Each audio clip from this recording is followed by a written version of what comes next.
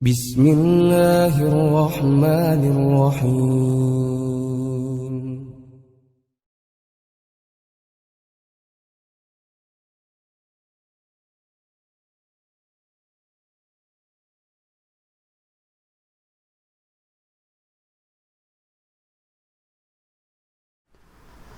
Alhamdulillah birahmatihi yatarahamu ibaduhul mu'minun wa bi'inayatihi wa taufiqihi yahtadu dhalun. Asyhadu an la ilaha illallah wahdahu la syarikalah wa asyhadu anna Muhammadan abduhu wa rasuluh, amma ba'd. Ikhwatu iman rahimakumullah, kita lanjutkan kembali bahasan tafsir ringkas surat Al-Baqarah. Pada pertemuan lalu sudah disebutkan tentang dua sikap yang diperlihatkan oleh manusia berkaitan dengan keberadaan Al-Quran. Ada yang menerima, yang kemudian disebut mukminun, muslimun, dan ada yang juga menolak, yang disebut dengan kafirun. Maka pada ayat yang ke-8 hingga nanti ayat yang ke-20, Allah subhanahu wa ta'ala menerangkan tentang kelompok baru yang muncul ketika Rasulullah Shallallahu Alaihi Wasallam dan para sahabat sudah hijrah ke kota Madinah.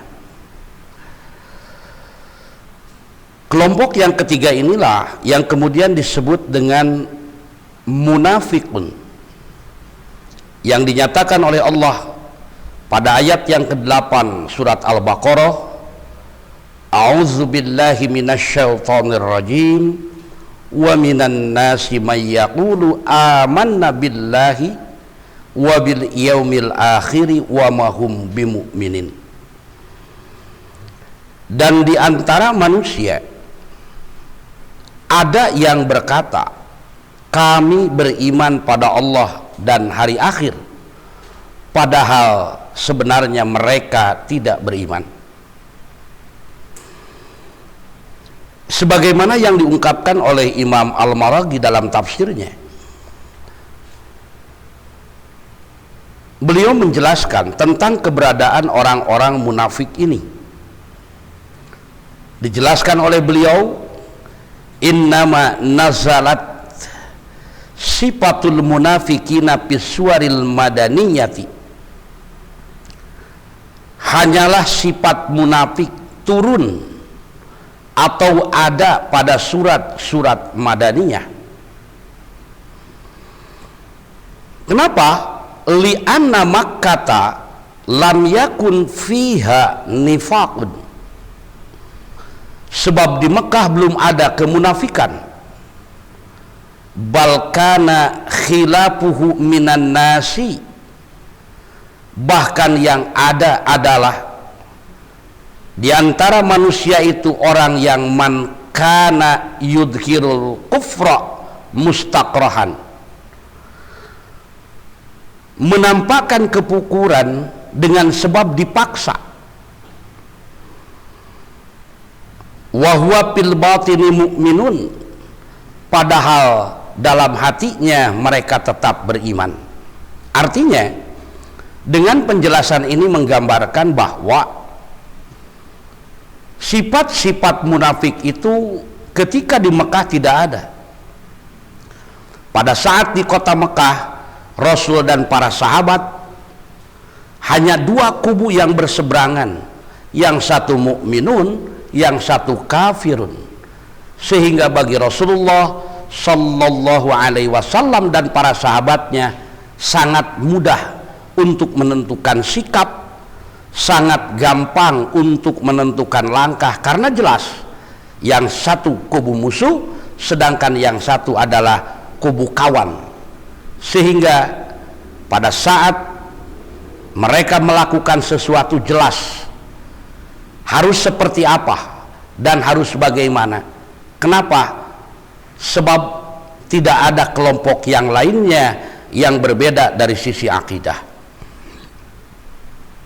Barulah ketika Rasulullah sudah ada di kota Madinah setelah hijrah, pada saat itu umat Islam sudah mulai menguasai berbagai sektor kehidupan, termasuk dalam kehidupan bermasyarakat,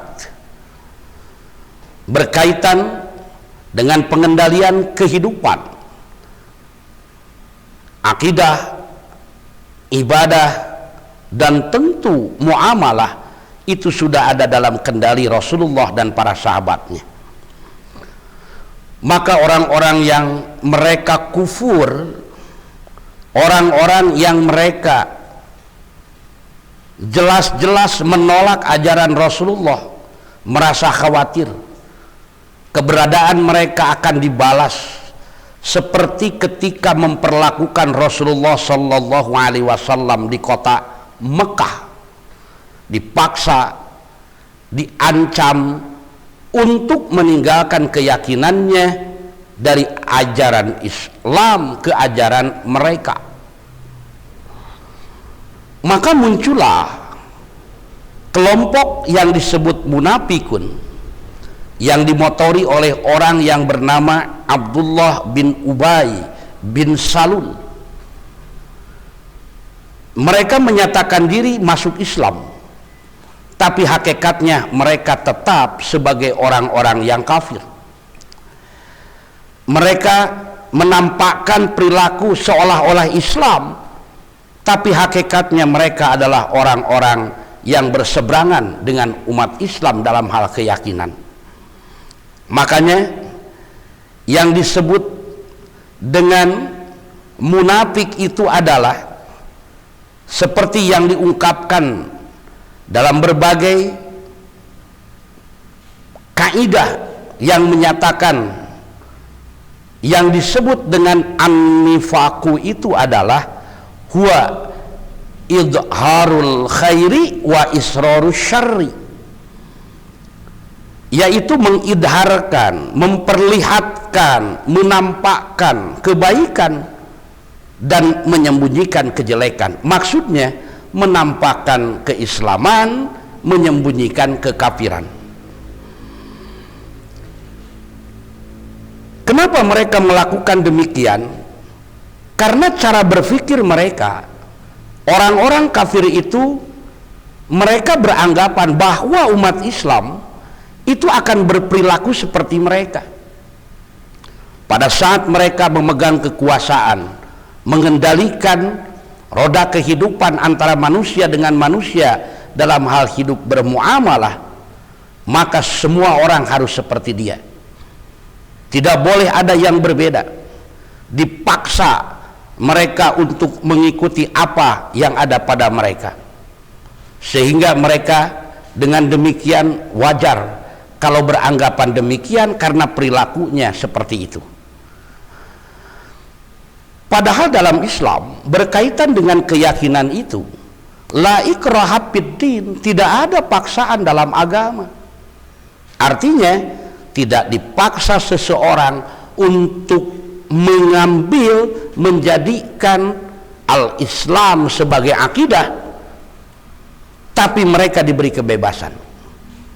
Kewajiban kita terhadap orang-orang bukan memaksa untuk menjadi muslim, tapi kewajiban kita adalah menerangkan, menyampaikan tentang ajaran Islam, tentang ketentuan-ketentuan Islam. Ketika mereka melakukan didasari dengan keyakinan, ini yang akan didapat. Ketika mereka menjadikan Islam sebagai dasar dalam kehidupan, ini yang akan mereka raih. Ketika mereka menolak, mereka pun akan diberitahukan akibatnya. Adapun berkaitan dengan menjadikan Islam sebagai keyakinan, itu hak pribadi masing-masing. Makanya nanti akan kita jumpai dalam surat Ali Imran ayat yang ke-200, di mana Allah Subhanahu wa taala menjelaskan ketika Rasulullah Shallallahu Alaihi Wasallam sangat ingin sekali pamannya yang tengah mengalami yang disebut sakaratul maut untuk menjadi seorang muslim, seolah-olah memaksa agar mengikuti keyakinannya, maka Allah kemudian menegurnya dengan ungkapan bahwa masalah keyakinan itu hak mereka. Firman Allah dalam Al-Quran itu dinyatakan bahwa wahai Muhammad, kewajiban kamu itu hanya memberitahukan, fa in aslamu faqadih tadau, jika mereka mau menerima maka itulah orang yang mau menerima hidayah.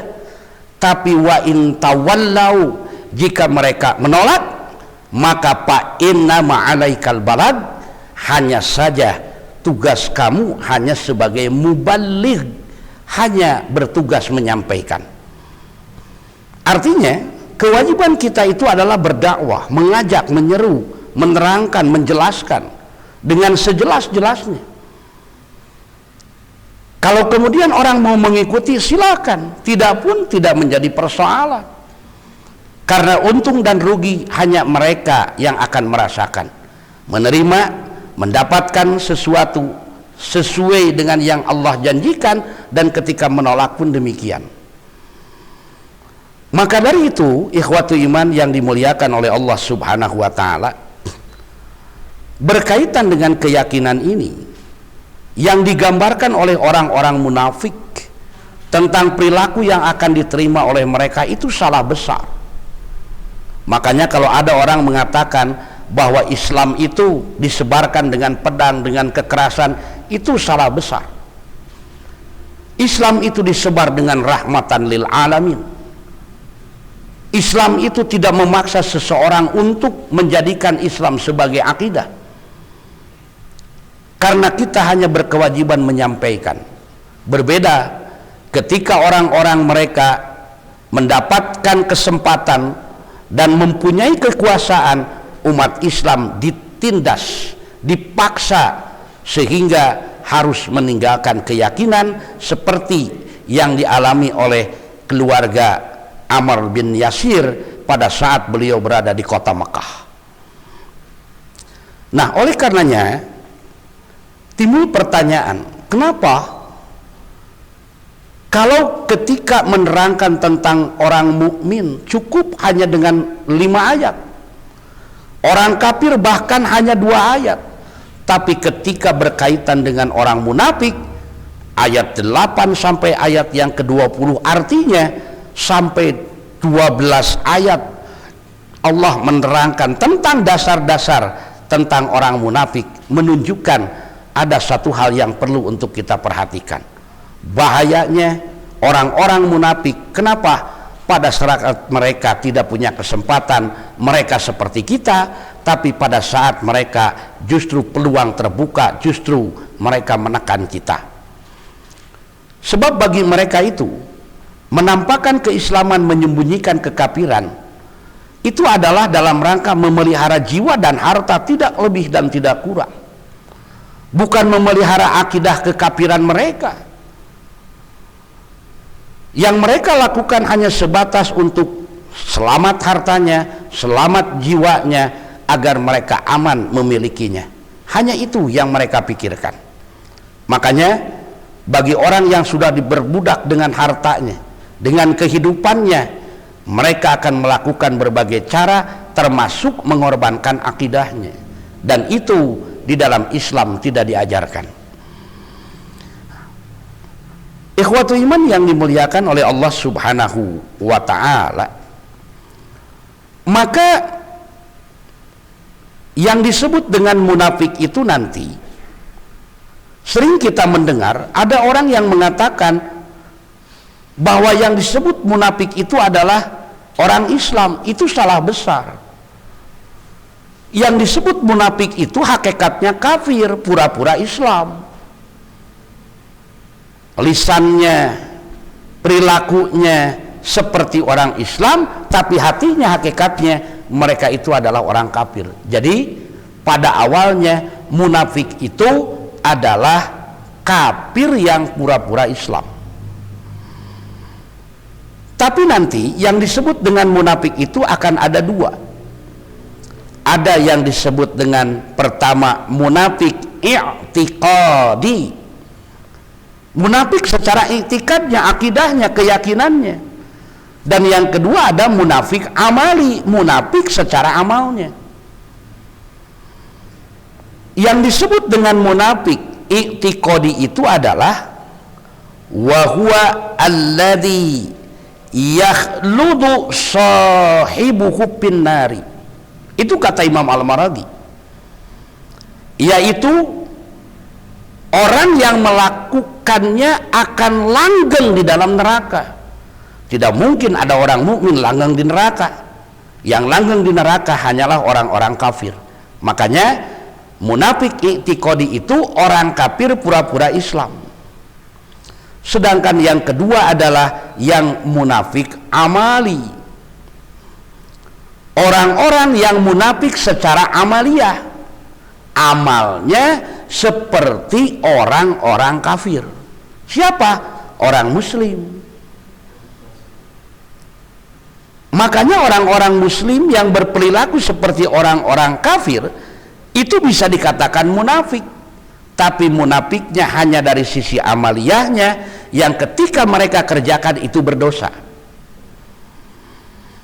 Nah, oleh karena itu, berkaitan dengan hal ini, kita coba perhatikan sabda Rasulullah Sallallahu Alaihi Wasallam yang bersumber dari sahabat Abu Hurairah radhiyallahu anhu, yang diriwayatkan oleh Imam Al-Bukhari. Disebutkan an Abi Hurairah radhiyallahu anhu, dari Abu Hurairah, semoga Allah meridhai kepadanya. Qala Rasulullah sallallahu alaihi wasallam, Rasulullah sallallahu alaihi wasallam bersabda, ayatul munafiqis salasun. Ciri-ciri orang munafik itu 3. Tentu saja penyebutan 3 ini bukan membatasi, tapi galibnya yang pokok 3. Yang mana? Iza haddasa kadzaba. Apabila bicara bohong. Wa iza wa'ada akhlafa. Apabila dia berjanji dia ingkar. Dan wa idza tumina khana, apabila diamanati dia khianat. Dalam sabdanya Rasulullah ini, beliau menjelaskan dengan kata yang kata ini menggambarkan satu kepastian. Apa? Dengan kalimat iza. Kalimat iza itu dalam bahasa Al-Quran digunakan untuk menggambarkan satu kejadian yang akan datang, yang itu pasti terjadi. Makanya kenapa dalam ayat-ayat Al-Quran dijelaskan iza jaa nasrullah, itu pasti. Iza zulzilatil ardu zilzalaha, itu pasti. Seperti halnya dalam sabda Rasul yang ini, beliau menyatakan iza hadasa kadzaba wa iza wa'ada akhlafa wa iza tumina khana.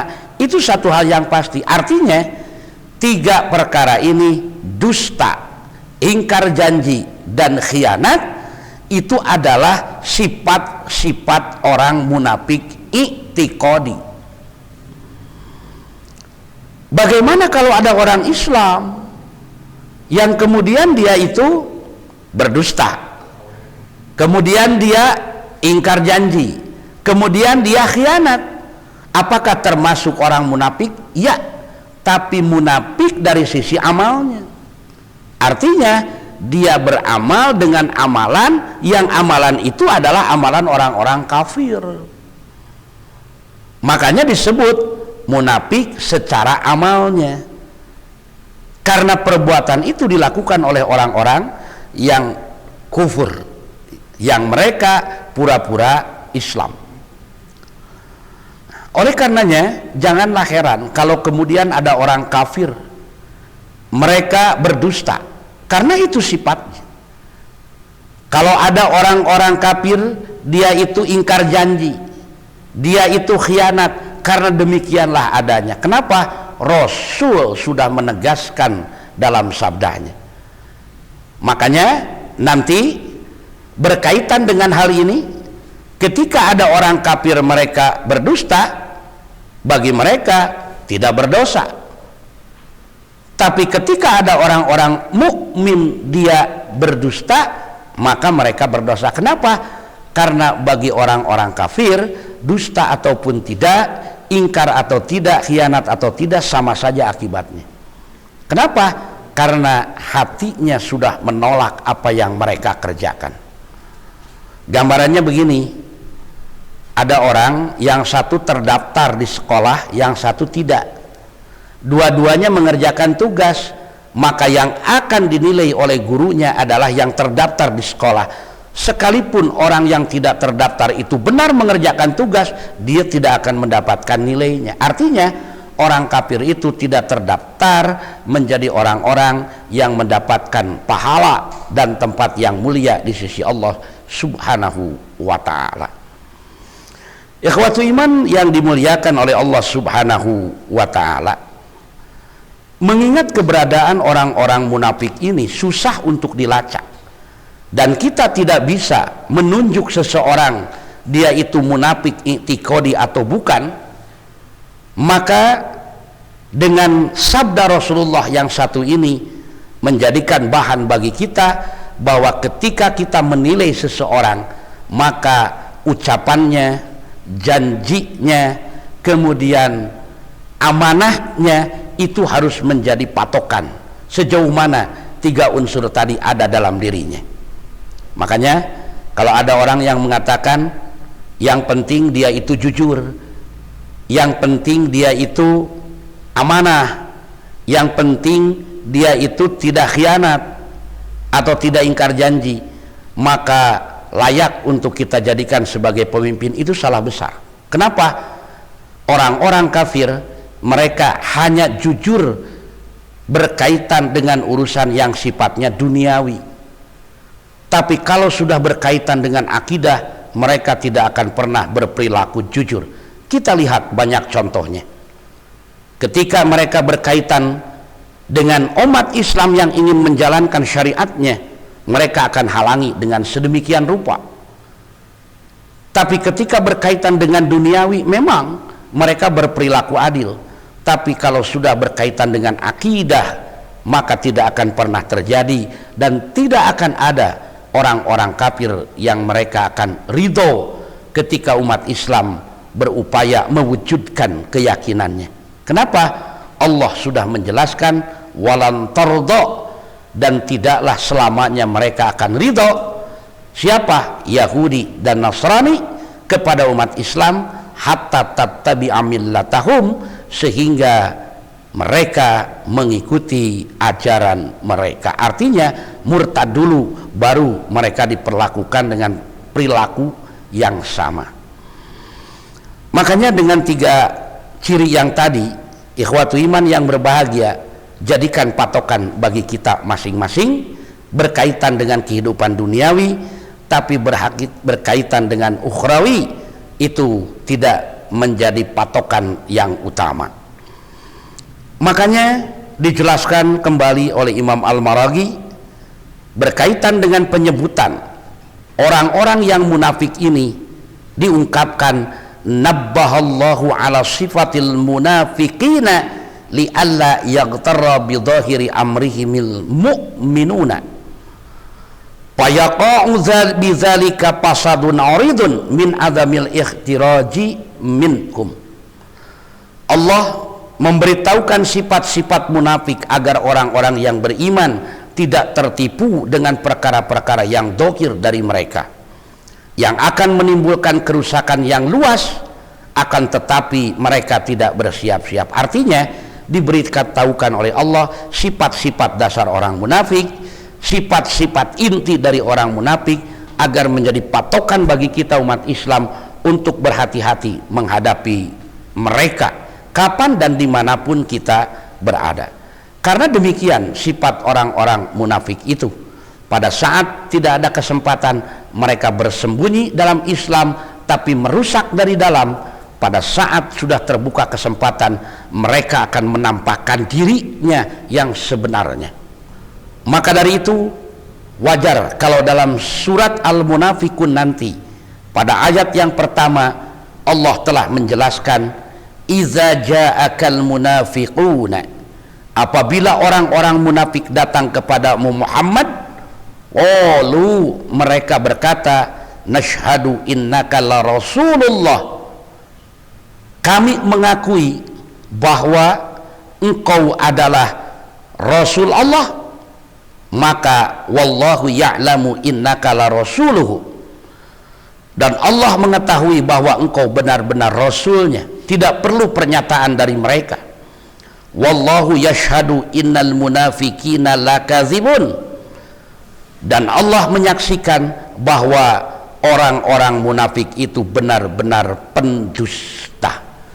Oleh karenanya, mengingat susahnya untuk memprediksi, untuk menentukan siapa munafik hakiki itu, maka dengan panduan ayat-ayat Al-Quran yang baru satu diungkapkan, yaitu pada ayat 8 surat Al-Baqarah, mudah-mudahan menjadi bagian dari kehati-hatian kita menghadapi mereka, karena begitu sulitnya menghadapi orang munafik. Tapi dengan kejelian dari panduan Al-Quran dan Sunnah, insya Allah kita akan bisa mendeteksi sejak dini orang-orang yang munafik, baik munafik i'tiqadi ataupun munafik amali.